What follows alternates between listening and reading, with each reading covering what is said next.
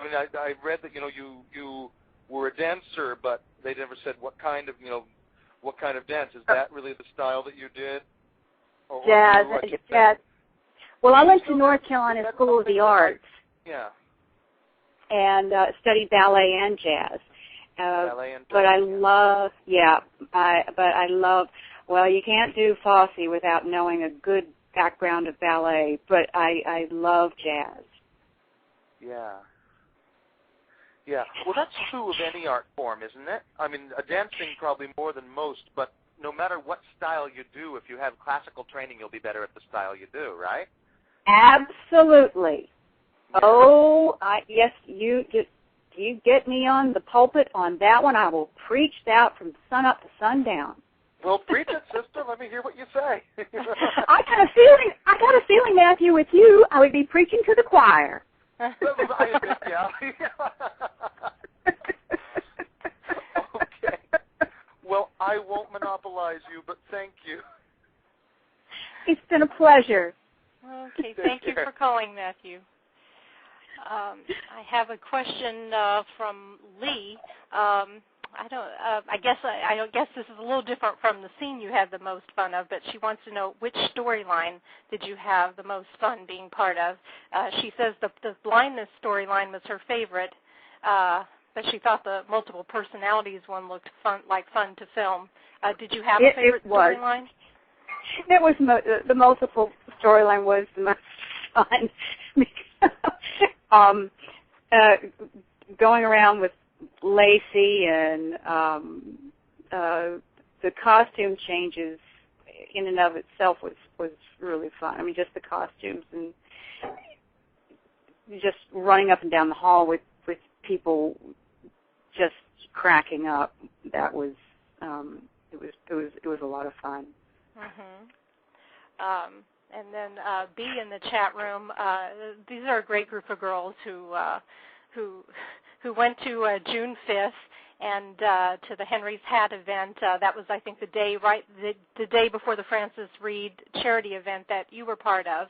And they said they with a couple of friends of hers, they did the quote, "I saw the beam fall," which I think is a reference to the when the Curtis mansion was on fire and Kimberly was blind, and then Shane saved her and she saw the beam fall, and that was when she recovered from her blindness. Apparently, that's a well-loved phrase that is still quoted today. So, just giving you a shout out that Kimberly has a memorable quote out there. I give him a shout out back. I love that. I love that. That is so funny. Shout out back at the girls. Yeah.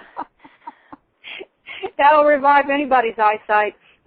Oh yeah. Well, that was like a classic. That was classic Kim. That was truly classic Kim and Shane. That the blindness storyline and the burning. Yeah, maybe that was great. That's hard. I was so lucky. They gave me some really juicy stories. I mean, the multiple personalities, that was fun, but that's a really tough one to. If I think back, the blind storyline, well, that's a toss-up. I mean, that was some fun stuff too. I remember they used to for Chuckles, I mean, back in the day when everything wasn't so rushed, when they would plant things underneath the carpet when I would come out to trip me up before, when they didn't have to worry about taping things over and over again. So, and they'd hide my cane. Props would. So. They would do all sorts of practical jokes on me. So another question from the chat room about the blind storyline. Did you have to wear blind contacts? Like, I guess that's something.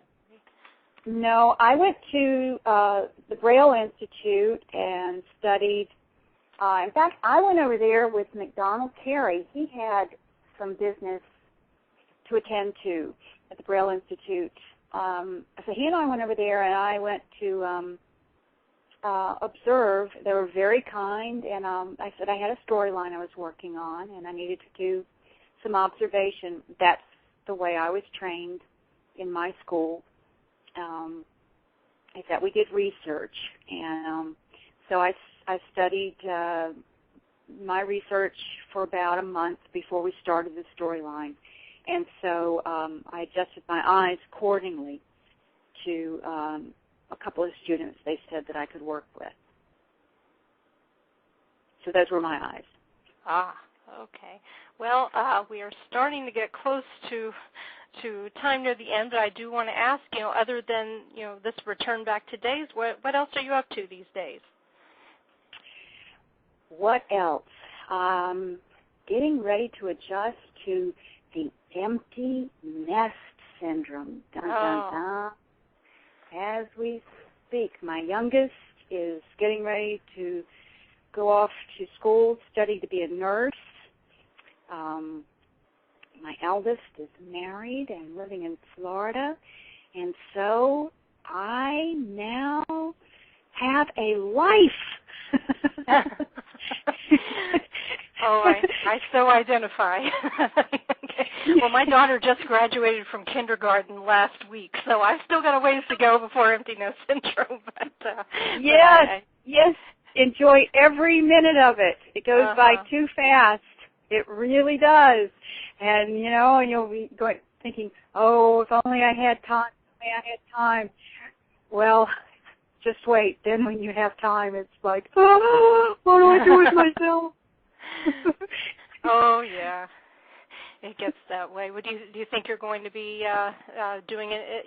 Do you teach acting right now? Do you teach acting classes? Well, at the SAG Conservatory and the American Film Institute, I volunteer every summer when they have, kids coming in from some of the colleges. I call them the Ivory Tower Institutes, where they teach them the way the profession ought to be. And then, where they have some of us who've been in the profession a few years go down and give seminars on what to expect in the real world. So I volunteer and do seminars down there every summer, which is fun because you get, well, for me, it works because I get to see and get to reconnect with the freshness of talent is. And then I think I was taught never to lose the amateur, never become too professional, always be close to the amateur or the amour, the love of the thing, just for the joy of it, doing something just because you love it. And so never get too professional. And so that's why I go back to the beginning and to remember why I started doing this in the first place. So that's why I like to keep close to young actors, people who are just starting in the business. So yes, I love to teach. I like being on the other side of the camera. Yeah. Well, it sounds you still get that sense of excitement and and the love of acting that can kind of probably get drummed out of you after a lot of years. You know what, Lori? Yeah, it can, and you never want to lose that. And so the way to get it back is to go where the love is and go around young actors, or people who are just getting started, and then they have hope, they have dreams, and you want to hang around those folks. And if you feel like you're losing your dreams, find somebody who's got a dream. Hang around them. Absolutely.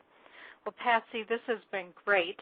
I have to admit I was kind of a little nervous because I feel like, oh my gosh, I grew up with watching Patsy Pease, but talking to you is like talking to a friend, an old friend. So I've had a great time, and I've had great callers and good questions, and I wish you the best with whatever endeavor you pursue next. Thank you, Lori. You too. This has been wonderful, and it's just gone by so fast, and you're so easy to talk to. Oh, I hope we